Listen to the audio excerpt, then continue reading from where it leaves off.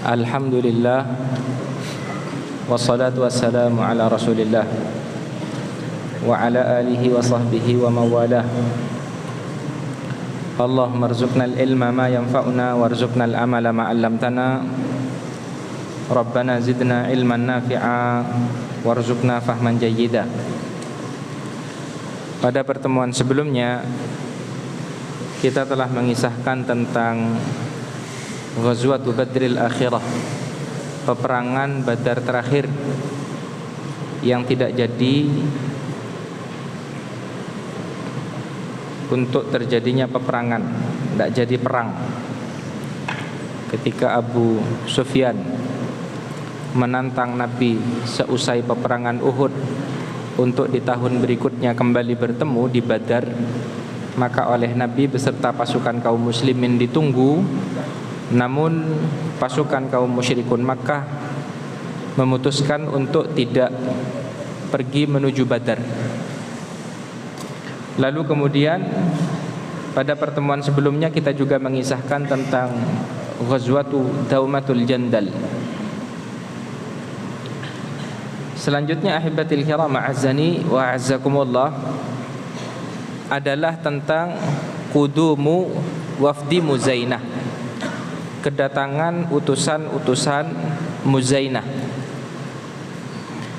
di bulan Rajab di tahun kelima Hijriyah.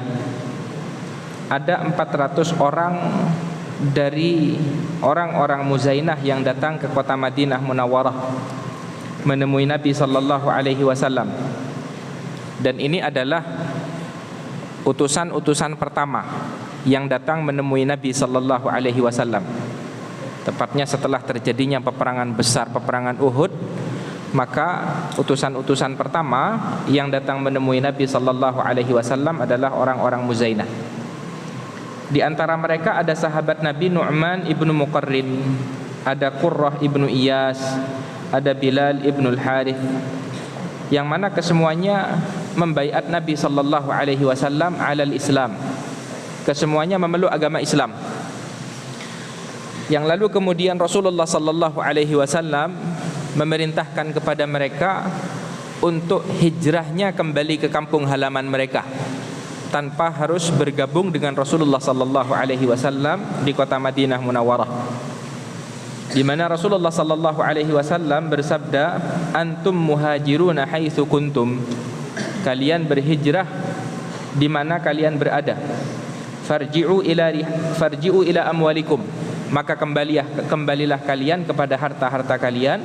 Maka lalu kemudian orang-orang Muzainah ini pun kembali ke negeri mereka. Hal ini sebagaimana diriwayatkan oleh Al-Imam Ahmad dengan sanad yang sahih dari Nu'man ibnu Muqarrin, salah satu dari orang-orang Muzainah, di mana ia menyampaikan, suatu ketika kami datang menemui Rasulullah sallallahu alaihi wasallam fi 400 min Muzainah. Kami orang-orang Muzainah suatu ketika datang menemui Nabi sallallahu alaihi wasallam dalam jumlah 400 orang. Cukup banyak ini, ya. Yang lalu kemudian kata Nu'man ibnu Muqarrin, fa amarna Rasulullah sallallahu alaihi wasallam bi amrih. Maka lalu kemudian Rasulullah memerintahkan kami dengan apa yang diperintahkan oleh Nabi. Jadi mereka memeluk agama Islam, lalu kemudian Nabi mengizinkan hijrah mereka untuk kembali ke kampung halaman mereka. Maka kata Nu'man ibnu Muqarrin, faqala ba'dul qaumi, sebagian orang-orang Muzainah ini menyampaikan kepada Nabi sallallahu alaihi wasallam, ya Rasulullah, ma lana ta'amun natazawwaduh. Wahai Rasulullah, kami ini tidak punya perbekalan makanan untuk dapat kami jadikan bekal. Ini katanya orang-orang Muzainah. Di zaman itu orang-orang ini masih fi faqr, masih berada dalam keadaan tidak punya banyak harta. Maka lalu kemudian Nabi sallallahu alaihi wasallam menyampaikan kepada Umar ibn al-Khattab, zawidhum, wahai Umar, ini orang-orang Muzainah ini hendaknya dikasih perbekalan, kata Nabi.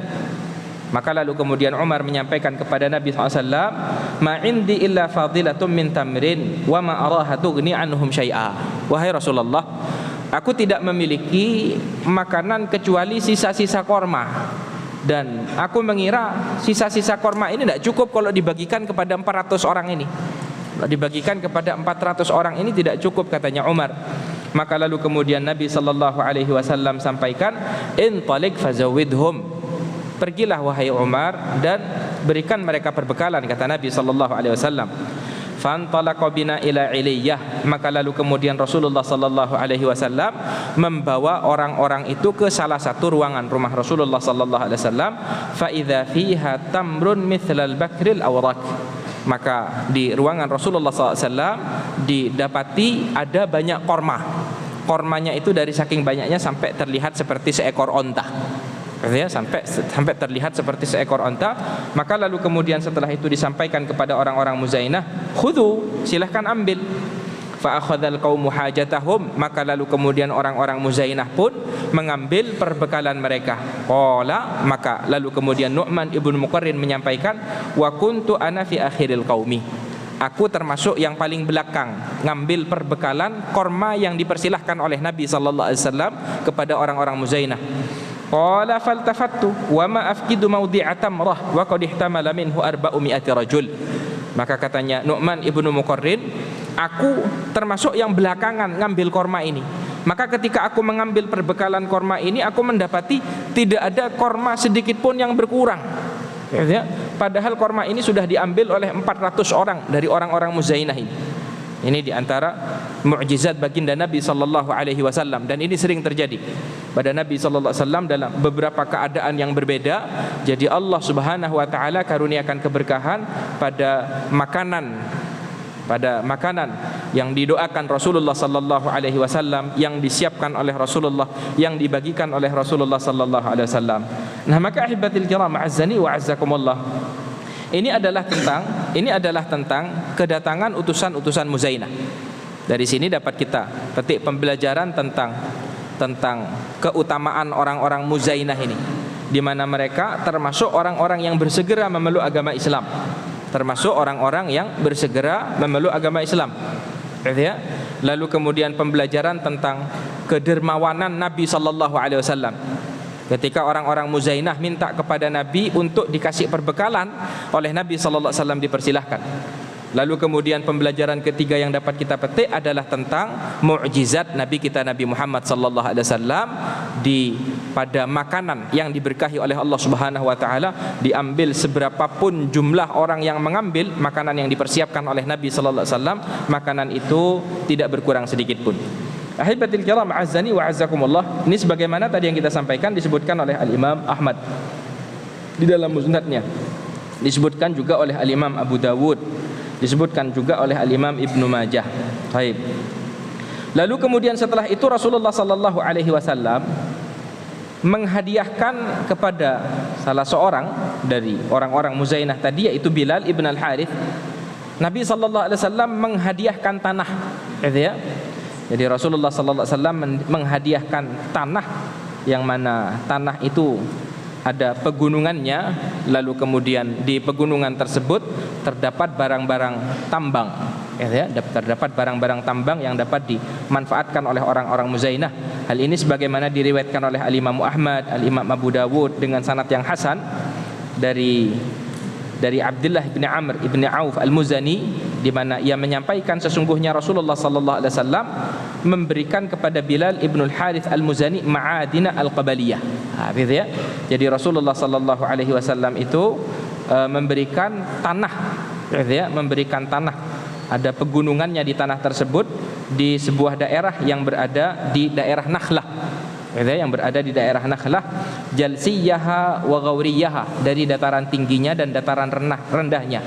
Wa haitsu yasluhu lizar'i min qudusin, yang mana tanah tersebut memungkinkan bagi Bilal ibn Al-Harith untuk ditanami dengan tanaman-tanaman. Walam yu'tihi haqqa muslim, dan Nabi sallallahu alaihi wasallam tidak memberikan kepada mereka dari hak-haknya kaum muslimin. Jadi memang tanahnya Allah Subhanahu wa taala yang bisa untuk dimanfaatkan, yang bisa untuk dimakmurkan, yang oleh Nabi sallallahu alaihi wasallam diberikan kepada mereka.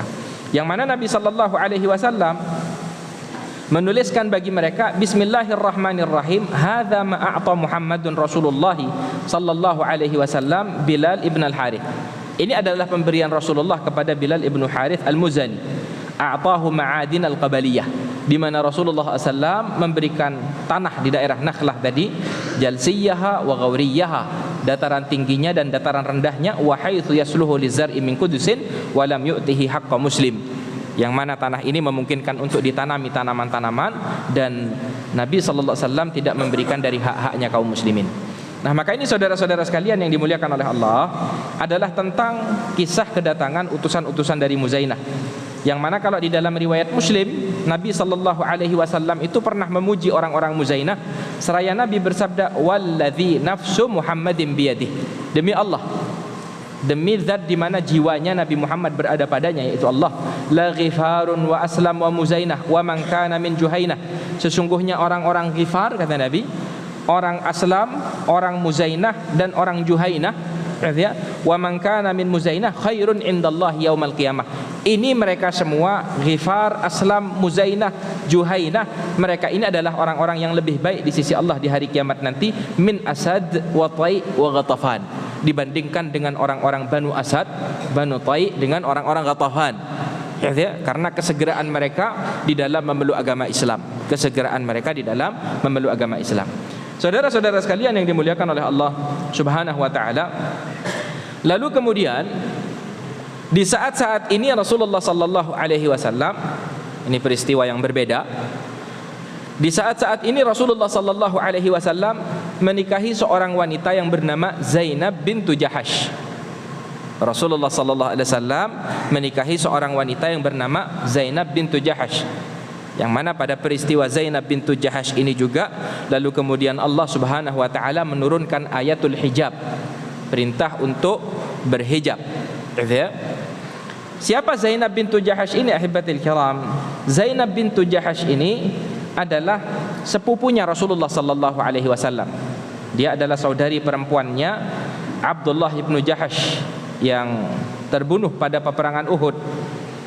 Ibunya Zainab bintu Jahash ini adalah bibinya Rasulullah, yaitu Sayyidah Umaymah bintu Abdul Muttalib, ammat Rasulullah. Jadi saudari dari bapaknya Nabi sallallahu alaihi wasallam. Berarti sepupu ya. Nah, jadi Nabi SAW punya ayah Abdullah. Abdullah ini punya saudara perempuan Umaymah, punya saudara perempuan Umaymah bintu Abdul Muttalib. Nah, Umaymah ini punya seorang putri namanya Zainab.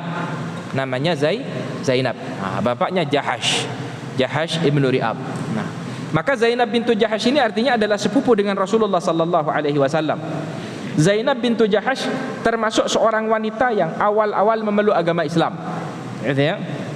Dan ia termasuk wanita yang berhijrah bersama kaum muslimin yang lain ke kota Madinah Munawwarah, yang mana pada awalnya Zainab bintu Jahash ini, saudara-saudara sekalian, oleh Nabi sallallahu alaihi wasallam dinikahkan dengan Zaid ibnu Harithah, ya. Tidak asing dengan nama Zaid ibnu Harithah, insyaallah. Zaid ibnu Harithah ini adalah hibbu Rasulillah. Ini anak angkat kesayangan Nabi sallallahu alaihi wasallam. Anak angkat kesayangan Nabi sallallahu alaihi wasallam. Dulunya adalah hamba sahaya yang lalu kemudian dimerdekakan oleh Nabi sallallahu alaihi wasallam. Dan ini kalau di masa jahiliyah dahulu, Zaid ibnu Harithah ini bukan Zaid ibnu Harithah, akan tetapi Zaid ibnu Muhammad. Zaid ibnu Muhammad. Jadi dijadikan anak angkat oleh Nabi sallallahu alaihi wasallam. Nah, maka ahibatil kiram, azzani wa azzakumullah, pernikahan Nabi sallallahu alaihi wasallam dengan Zainab bintu Jahash adalah menarik untuk dikaji. Kenapa? Karena pernikahan Nabi dengan Zainab bintu Jahash adalah Allah Subhanahu wa taala secara langsung yang menikahkan Nabi sallallahu alaihi wasallam dengannya. Ah, gitu ya. Seperti tadi yang kita kisahkan, bahwa pada awalnya yang namanya Zainab bintu Jahash ini adalah istri daripada hibbu Rasulillah, yaitu Zaid ibnu Harithah. Yang mana seperti tadi kita sampaikan dulu, awalnya memang Zaid ibnu Muhammad, sampai Allah Subhanahu wa taala menurunkan firman-Nya, ud'uuhum liabaihim huwa aqsatu indallah. Hendaknya umat manusia ini dinisbahkan, panggillah mereka dengan menisbahkan kepada ayah-ayah mereka. Maka lalu kemudian dirubahlah yang awalnya Zaid ibnu Muhammad dinisbahkan pada akhirnya kepada ayahnya yang resmi, yaitu Zaid ibnu Harithah pada akhirnya. Nah, maka saudara-saudara sekalian yang dimuliakan oleh Allah Subhanahu wa taala, pada awalnya Rasulullah sallallahu alaihi wasallam itu melamarkan Zaid ibnu Harithah kepada Zainab bintu Jahash. Jadi Rasulullah sallallahu alaihi wasallam secara langsung yang meminta kepada Zainab bintu Jahash untuk hendaknya dia menerima lamaran daripada Zaid bin Harithah. Ya, jadi ada perbedaan yang cukup mencolok. Kalau Zainab bintu Jahash ini adalah seorang wanita Quraisyah, seorang wanita yang memiliki nasab tinggi dari Banu Hashim, ini keluarganya Nabi sallallahu alaihi wasallam ini. Ya. Nah, sementara Zaid bin Harithah minal mawali. Dia dulunya adalah hamba sahaya yang dimerdekakan oleh Nabi sallallahu alaihi wasallam.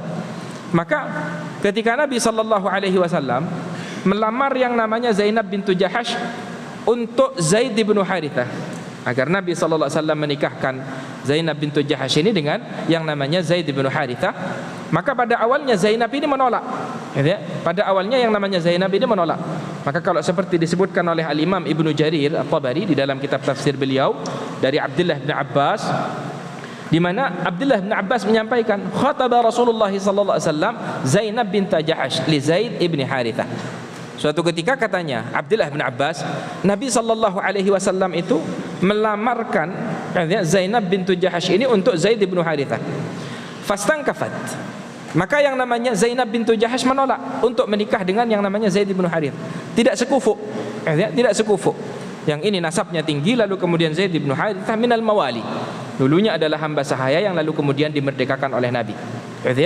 Seraya yang namanya Zainab bintu Jahash menyampaikan kepada Nabi sallallahu alaihi wasallam, "Ana khairum minhu hasaba." Wahai Rasulullah, aku dari sisi nasab lebih tinggi derajatnya daripada Zaid bin Harithah. Ini katanya Zainab bintu Jahash kepada Nabi sallallahu alaihi wasallam. Dan yang namanya Zainab bintu Jahash ini wataknya agak keras. Yang lalu kemudian setelah itu Allah Subhanahu wa taala menurunkan firman-Nya yang terdapat di dalam suratul Ahzab pada ayat yang ke-36, di mana Allah Subhanahu wa taala berfirman, "Wa ma kana lil mu'minin wa la mu'minatin idza qadallahu wa rasuluhu amran ay yakuna lahumul khiyaratu min amrihim." Wa may ya'sillaha wa rasulahu faqad dhalla dhalalan mubina.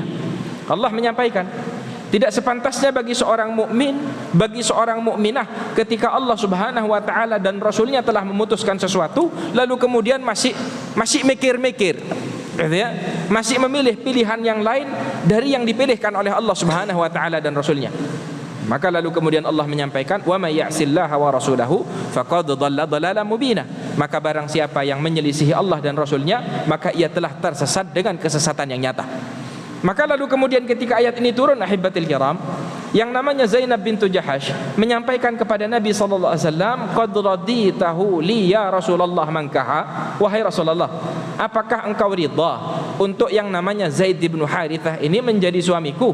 Maka Nabi sallallahu alaihi wasallam sampaikan, "Na'am." Ya, kata Nabi sallallahu alaihi wasallam, "Idzan la a'si Rasulullah sallallahu alaihi wasallam." Kalau begitu aku tidak akan menyelisihi perintah Rasulullah sallallahu alaihi wasallam. Maka lalu kemudian setelah itu dinikahkanlah yang namanya Zaid bin Harithah dengan Zainab bintu Jahash. Ahibatil kiram, a'azzani wa a'azzakumullah. Namun ternyata pernikahan Zainab bintu Jahash dengan Zaid bin Harithah ini tidak bertahan lama. Tidak sampai 1 tahun terjadi perceraian ternyata. Nah, ini di antara pembelajaran yang dapat kita petik di perkara pernikahan itu, pentingnya orang itu menikah dengan pasangan yang sekufu. Menikah dengan pasangan yang sekufu. Nah, maka dalam kisah pernikahannya Zainab bintu Jahash dengan Zaid bin Harithah, ternyata yang namanya Zainab bintu Jahash ini tidak mampu bertahan menjadi istrinya Zaid bin Harithah. Jadi hanya mendekati 1 tahun, tidak lebih dari 1 tahun pernikahan ini. Yang mana Zaid bin Harithah ini mengadu kepada Nabi sallallahu alaihi wasallam, li'annaha kanat tu'dhihi bilisaniha wa tata'adhamu alaihi bi syarafiha. Jadi Zainab bintu Jahash ini merasa lebih karena dia adalah seorang wanita yang memiliki nasab lebih tinggi dibandingkan dengan Zaid bin Harithah, dan Zaid bin Harithah merasa terganggu dengan ucapan-ucapan Zainab bintu Jahash kepada dirinya. Maka lalu kemudian setelah itu Zaid bin Harithah pun mengadukannya kepada Nabi sallallahu alaihi wasallam. Ini sebagaimana diriwayatkan oleh Al-Imam Al-Bukhari dari hadisnya Anas, di mana Anas menyampaikan Zaid bin Harithah datang mengadu kepada Nabi sallallahu alaihi wasallam, fahamma bi talaqiha, dan pada saat itu Zaid bin Harithah ini sudah berkeinginan untuk menceraikan istrinya, yaitu Zainab bintu Jahash. Maka lalu kemudian ia meminta pendapat kepada Nabi sallallahu alaihi wasallam, maka Nabi sampaikan kepada Zaid bin Harithah, ittaqillaha wa amsik 'alaika zaujak. Bertakwalah kepada Allah, ditahan, jangan diceraikan, kata Nabi sallallahu alaihi wasallam. Ditahan, jangan diceraikan, kata Nabi sallallahu alaihi wasallam. Sampai pada akhirnya, ahibatil kiram, azzani wa azzakumullah, Allah menghendaki untuk menikahkan Nabi sallallahu alaihi wasallam dengan Zaid bin Harithah, dengan Zainab bintu Jahsy. Sampai pada akhirnya Allah berkehendak untuk menikahkan Nabi dengan Zainab bintu Jahsy. Dengan maksud dan tujuan apa? Dengan maksud dan tujuan untuk membatalkan apa yang diyakini oleh masyarakat jahiliyah pada saat itu. Jadi masyarakat jahiliyah pada saat itu punya satu keyakinan, yang namanya seorang bapak angkat ini tidak boleh menikahi, tidak boleh menikahi istri yang sudah diceraikan oleh anak angkatnya.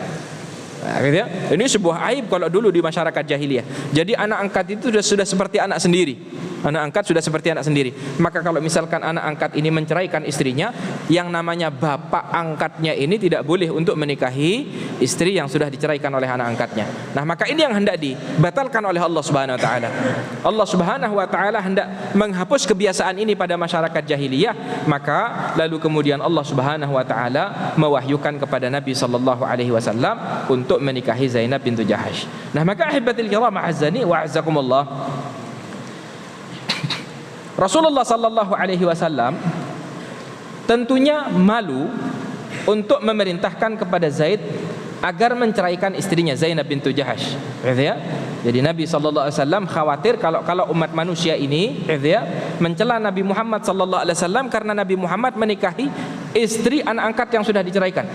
Ya. Nah, maka lalu kemudian ahibatil kiram, azzani wa azzakumullah, lalu kemudian Allah menyampaikan firman-Nya yang terdapat di dalam suratul Ahzab pada ayat yang ke-37, wa idz taqulu lilladzi an'ama Allahu 'alaihi wa an'amta 'alaihi amsik 'alaika zaujak. Allah Subhanahu wa taala pada ayat ini menegur Nabi Muhammad sallallahu alaihi wasallam. Seraya Allah menyampaikan, ketika engkau berkata kepada orang yang Allah karuniakan nikmat kepadanya, yaitu Zaid bin Harithah, Allah karuniakan nikmat kepada Zaid bin Harithah untuk dia dapat memeluk agama Islam, untuk dia dapat mengikuti tuntunan Nabi Muhammad sallallahu alaihi wasallam.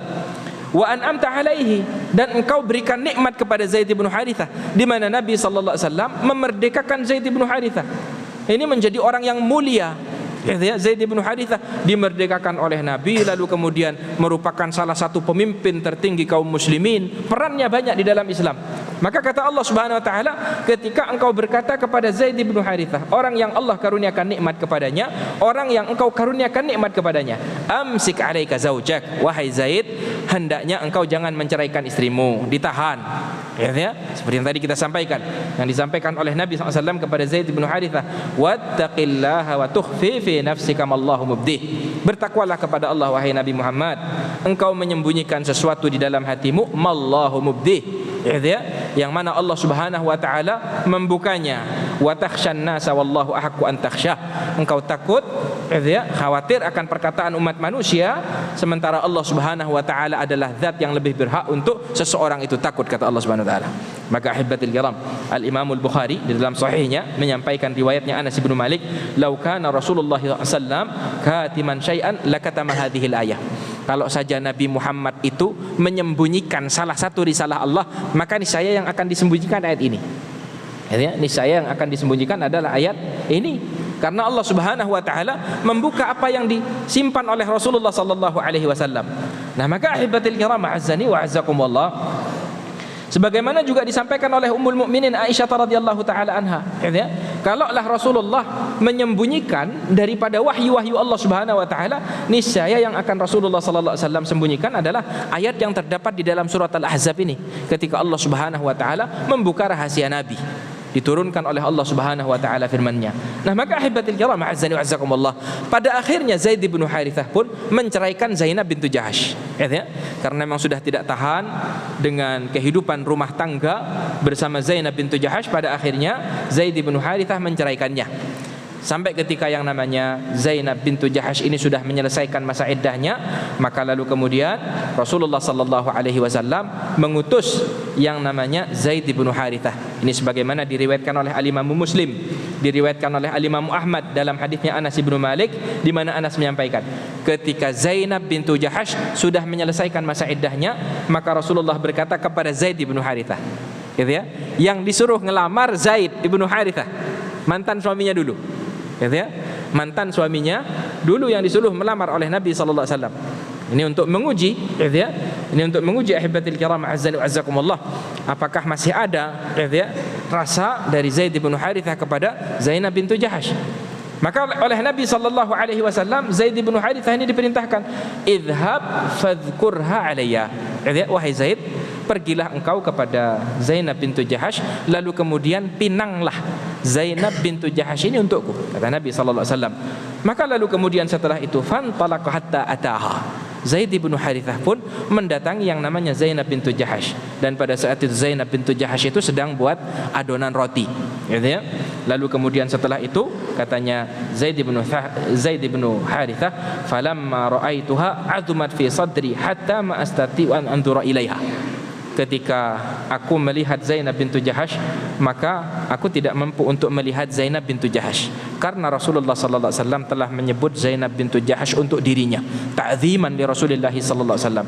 Maka yang namanya Zaid bin Harithah ketika menyampaikan pesan Nabi kepada Zainab bintu Jahash, yang namanya Zaid ini balik badan, gitu ya, tidak melihat kepada Zainab bintu Jahash, seraya menyampaikan, ya Zainab, wahai Zainab, absyiri, dengarkanlah kabar gembira ini, arsalani Rasulullah sallallahu alaihi wasallam yadhkuruki, sesungguhnya aku diutus oleh Rasulullah sallallahu alaihi wasallam untuk melamarmu, untuk meminangmu, kata Zaid bin Harithah. Maka lalu kemudian Zainab bintu Jahash menyampaikan, ma ana bisani'atin syai'an hatta u'amira rabbi azza wa jalla, aku tidak bisa memutuskan sampai aku akan mengadukan hal ini kepada Allah Subhanahu wa taala, ya. Maka lalu kemudian setelah itu Zainab bintu Jahash pun pergi ke tempat ibadahnya, ke tempat salatnya. Lalu kemudian setelah itu ahibatil kiram, Allah Subhanahu wa taala menurunkan firman-Nya yang terdapat di dalam suratul Ahzab di ayat yang ke-37. Seraya Allah menyampaikan, falamma qada Zaidun minha watara zawwajnakaha likai la yakuna 'alal mu'minina harajun fi azwaji ad'iyaihim idza qadaw minhunna watara wa kana amrullahi maf'ula. Allah Subhanahu wa taala sampaikan ketika yang namanya Zaid ini sudah menceraikan, ya, sudah tidak ada lagi hubungan, sudah tidak ada lagi kebutuhan dengan Zainab bintu Jahash, sudah diceraikan, sudah selesai masa iddahnya, maka kata Allah, zawwajnakaha, maka kami nikahkan engkau dengannya. Jadi langsung yang menikahkan Allah, yang menikahkan Allah antara Nabi sallallahu alaihi wasallam dengan Zainab bintu Jahash. Agar apa? Likai la yakuna 'alal mu'minina haraj, agar orang-orang mukmin ini tidak merasa bersalah, tidak merasa berdosa ketika ia menikahi istri-istri anak angkatnya ketika sudah diceraikan. Kata Allah Subhanahu wa taala, wa kana amrullahi maf'ula, dan perintah Allah Subhanahu wa taala adalah perintah yang dilaksanakan. Maka lalu kemudian setelah itu Rasulullah sallallahu alaihi wasallam mendatangi Zainab bintu Jahash, langsung mendatangi. Karena apa? Karena memang sudah dinikahkan secara langsung oleh Allah Subhanahu wa taala. Maka oleh karenanya ahibatil kiram a'azzani wa azzakumullah, Zainab bintu Jahash ini ketika berkumpul dengan istri-istri Nabi sallallahu alaihi wasallam yang lain, ia itu mengatakan kepada istri-istri Nabi yang lain, zawwajakunna ahalikunna, ya, kalau kalian istri-istri Nabi, kalian ini dinikahkan oleh keluarga kalian. Wa zawwajanillahu ta'ala min fawqi sab'i samawat, akan tetapi aku yang menikahkanku adalah Allah Subhanahu wa taala dari atas langit ketujuhnya. Jelas sampai di sini ahibatul kiram. Nah, maka ini adalah min ihda ummahatil mu'minin, salah satu daripada ummahatul mu'minin, salah satu daripada istri baginda Nabi sallallahu alaihi wasallam. Yang lalu kemudian setelah itu Rasulullah sallallahu alaihi wasallam, ya, ketika sudah membangun mahligai rumah tangga dengan Zainab bintu Jahash, Rasulullah sallallahu alaihi wasallam mengadakan walimah, ya. Nabi sallallahu alaihi wasallam mengadakan walimah, yang mana pada saat itu Rasulullah sallallahu alaihi wasallam menghidangkan roti dan daging, sebagaimana diriwayatkan oleh Imam Muslim, diriwayatkan juga oleh Imam Ahmad dari hadisnya Anas, ma'aulama Rasulullah sallallahu alaihi wasallam ala imra'atin min nisa'ihi akthar au afdal mimma aulama ala Zainab. Rasulullah itu tidak pernah mengadakan walimah, ya, terhadap istri-istrinya melebihi walimah yang dilakukan oleh Nabi atas pernikahannya terhadap Zainab. Jadi dibikin agak besar acaranya oleh Nabi sallallahu alaihi wasallam, di mana Nabi sallallahu alaihi wasallam menjamu para sahabat-sahabat Nabi ini dengan daging dan roti, dengan roti dan daging oleh Nabi sallallahu alaihi wasallam. Ahibatil kiram, azzani wa azzakumullah.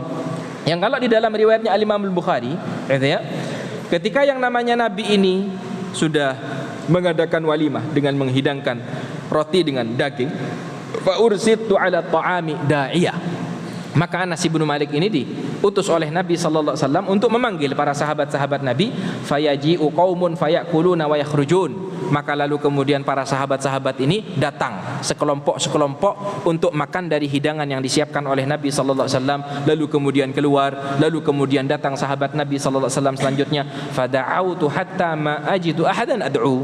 Aku terus mencari para sahabat Nabi sallallahu alaihi wasallam sampai tidak ada lagi yang bisa aku panggil. Semuanya sudah memenuhi undangan Nabi sallallahu alaihi wasallam untuk datang ke walimahannya Nabi. Jelas sampai di sini ahibatil kiram. Nah, maka ahibatil kiram, azzani wa azzakumullah.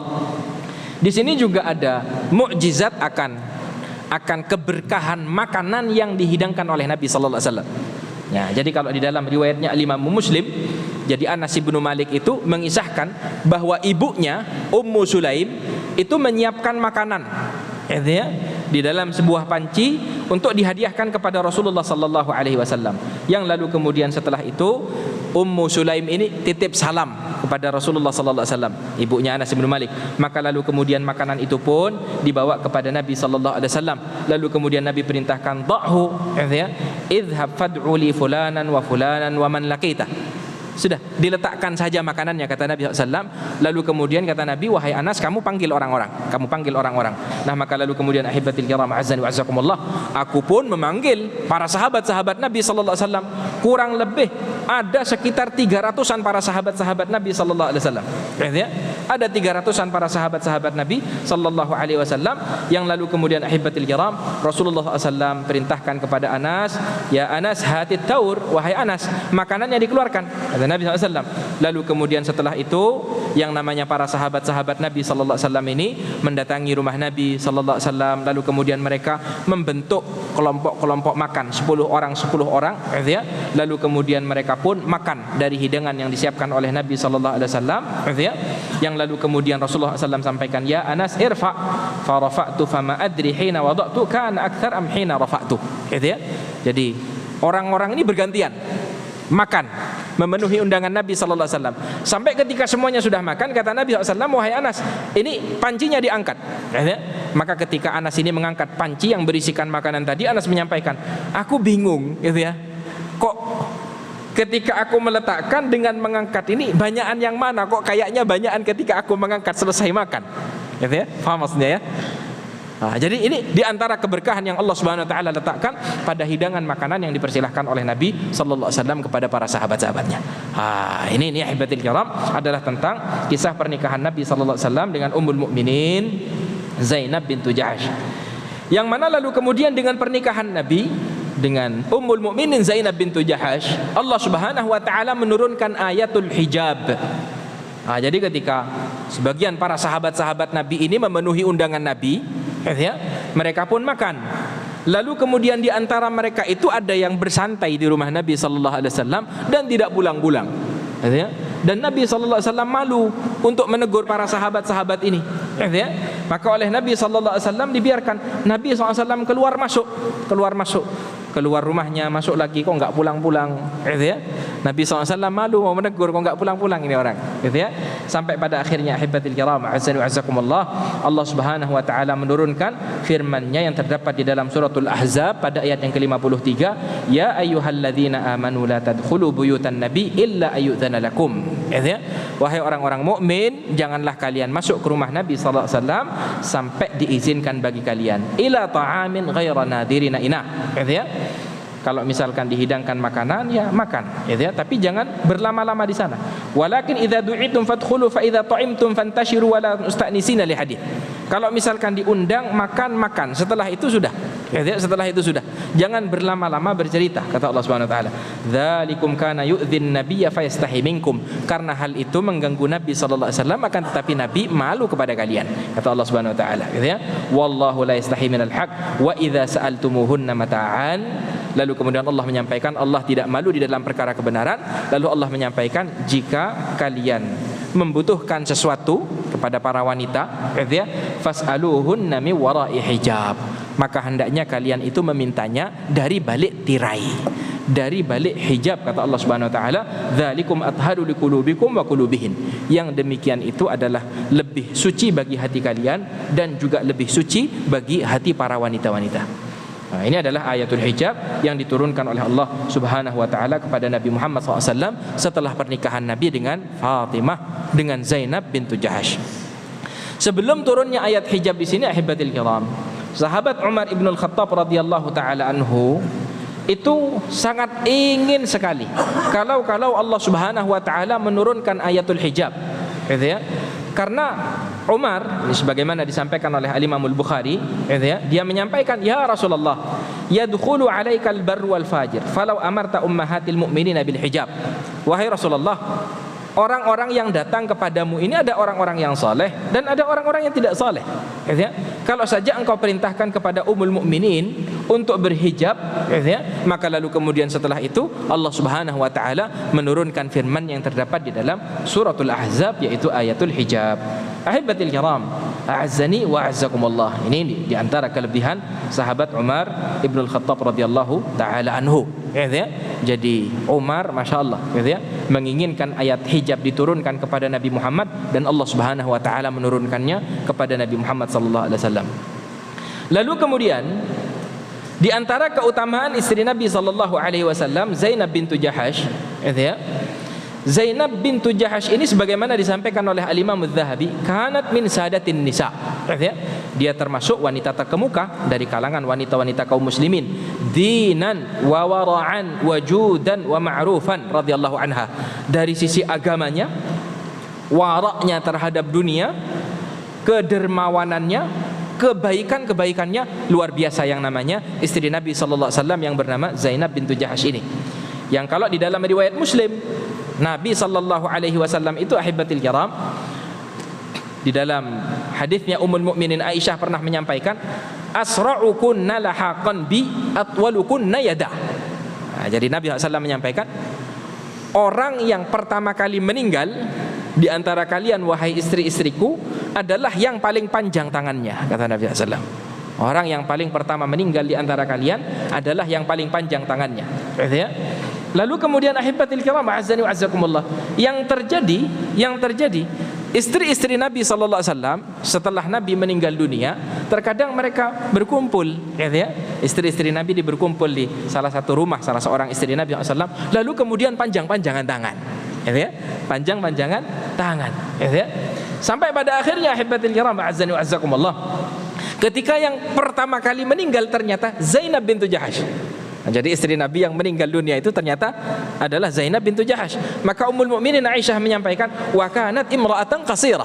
Dan Zainab bintu Jahash ini tingginya tidak setinggi istri-istri Nabi yang lain. Dia pendek.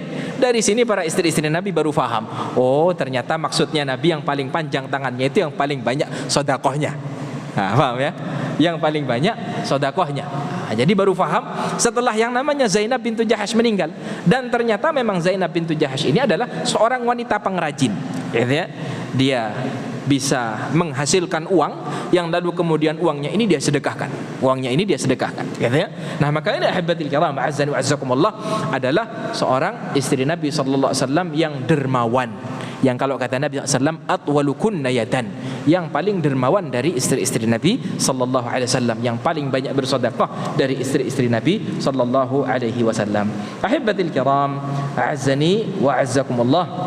Nah, maka ini adalah tentang istri Nabi sallallahu alaihi wasallam, Zainab bintu Jahash, yang mana lalu kemudian Zainab bintu Jahash ini meninggal dunia pada tahun 20 Hijriyah.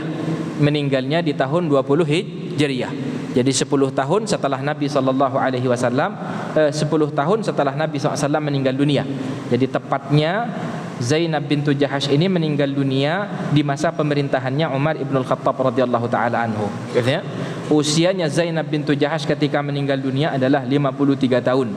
Dan ini adalah istri pertama yang meninggal dunia, istri Nabi yang meninggal dunia pertama kali setelah Nabi SAW meninggal dunia, yang lalu kemudian yang menyolatkan Zainab bintu Jahash adalah Amirul Mukminin Umar ibn al-Khattab radhiyallahu taala anhu, yang lalu kemudian setelah itu Zainab bintu Jahash dikuburkan di pekuburan Baqi. Nah, maka ahibatil kiram, ini adalah kisah tentang perjalanan hidup Nabi sallallahu alaihi wasallam, bagaimana Nabi sallallahu alaihi wasallam didatangi oleh utusan-utusan dari Muzainah, yang lalu kemudian pada masa-masa itu juga Rasulullah menikah dengan seorang wanita yang bernama Zainab bintu Jahash, yang mana pernikahannya dinikahkan langsung oleh Allah Subhanahu wa taala dari atas 7 langitnya. Seorang wanita yang salehah, seorang wanita yang baik agamanya, yang dermawan, seorang wanita yang sangat-sangat luar biasa yang menemani hidup Rasulullah sallallahu alaihi wasallam, yang lalu kemudian dia adalah wanita yang pertama kali meninggal dunia dari istri-istri Nabi sepeninggalan Nabi sallallahu alaihi wasallam. Ini adalah materi yang dapat kita sampaikan di kesempatan malam hari yang berbahagia ini. Barakallahu wa lakum fil Qur'anil azim wa nafa'ani wa iyyakum minal ayati wadh-dhikril hakim. Aqulu qawli hadza wa astaghfirullah li wa lakum innahu huwal ghafurur rahim. Assalamualaikum warahmatullahi wabarakatuh.